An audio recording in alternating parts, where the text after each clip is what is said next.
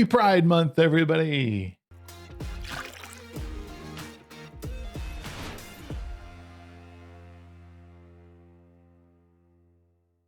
June 1st marks the very first day of Pride Month, 30 days of celebration of the LGBTQ movement, a call to respect the human rights of all people. Now, for most of us, we just go about our days respecting each other the best we can and operate on a system of merit and good faith.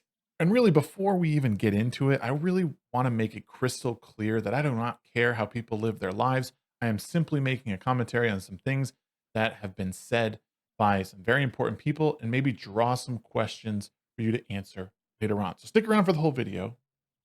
Leave a comment below. So President Biden took to Twitter, "Happy Pride, America. This month, in the face of cruel attacks on the LGBTQI plus rights across the country, we celebrate the LGBTQI plus Americans who are fiercely and unapologetically fighting for freedom and equality and reaffirm that their rights are human rights." Again, I don't really care how you live your life. This is not the point of this video. I'm not trying to attack anybody.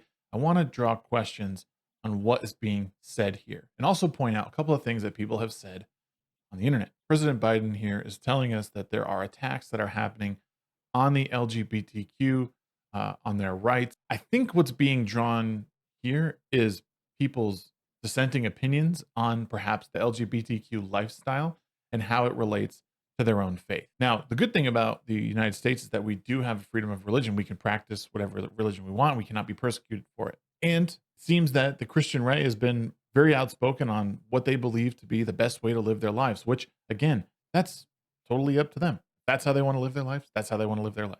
And I will draw attention to this tweet here by IT guy 1959. Cruel attacks? Are people expressing opinions and making shopping decisions because they don't like making a mockery of women's sports, publicly defiling Catholicism, or chopping off the breasts and penises of young teens? Do you still claim to be Catholic? If so, what is your opinion of the Sisters of Perpetual Indulgence?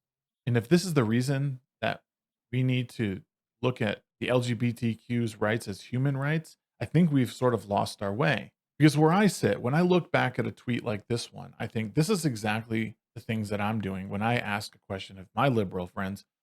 Why are we saying that it's okay for young kids to make the decision to mutilate their bodies for the rest of their lives, to do irreparable harm to them? Why is it okay that we are taking away the space for women in women's sports to make room for a biological man or a trans woman to be a part of that space? Have biological women not had the time to fight for their own rights? These are questions. They're just questions. They're not harming anybody.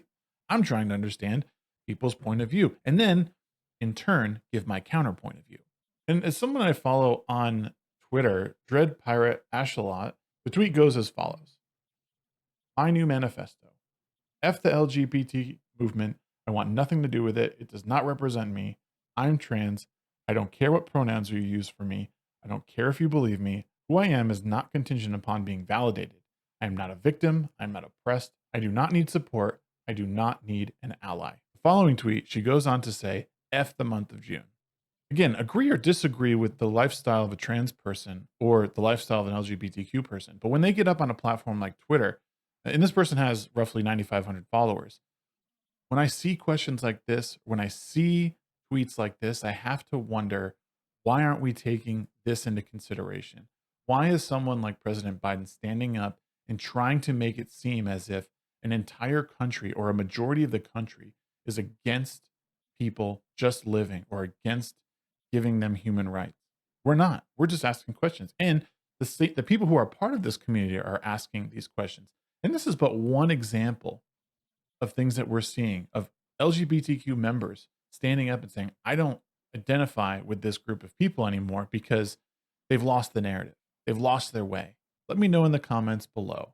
What is your take on this? And how do we accurately represent the opinions of the LGBTQ movement and other minorities in the United States?